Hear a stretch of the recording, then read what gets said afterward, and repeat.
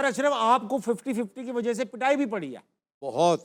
हैदराबाद कराची के जी जी जी। क्यों ऐसा क्या कर दिया? वो लोग ज़्यादा वो जज्बाती हो जाते हैं।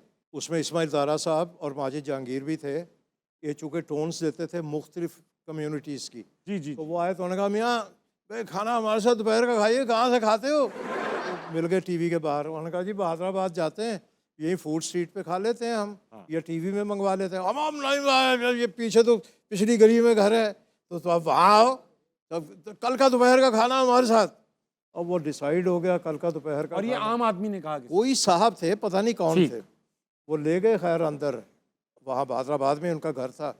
पहुँच गए वहाँ, सब मूँछों को ताव दे के कि अभी वो कोरमा आएगा, फलां आएगा, ये। उन्होंने कहा अबे रशीद मियाँ, अबे कुंडियाँ लगाइए बे। कुंडियाँ लगाओ। क्या ये क्या मतलब कि शायद कुछ ज़बरदस्ती खिलाना चाह रहे हैं? तो बे अबे बहुत मजाक उड़ाते हो हमारा। अरे हमारा तो तुम तो लोगों ने आगे लगा रखा सबको, ला बे डंडा लाइयो। अब वो खाना वाना तो भूल गया, पता नहीं किस तरह गिरते पड़ते हुए निकले वो दरवाजे खोल के, और पैदल आए दौड़ते हुए पीटीवी।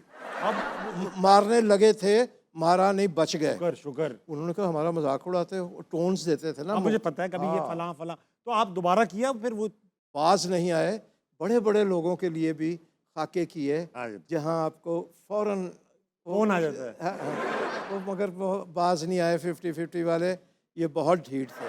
50-50 पे अगर किसी ने केस किया तो एक कम्युनिटी ख़ास थी, उसने केस कर दिया था हाई कोर्ट में। अच्छा। कि ये बहुत बदतमीज़ी करते हैं ये, मगर वो नहीं बाज आए। फिर हमारे टीवी के अंदर से एक साहब थे, हमने वो किया था प्रोग्राम, उनका पैरोडी की थी, उन्होंने भी कहा कि भाई इनको समझाओ, ये बहुत बुरी बात।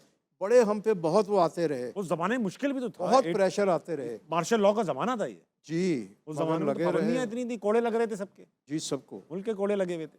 हमें भी लगते लगते रह गए। बच गए।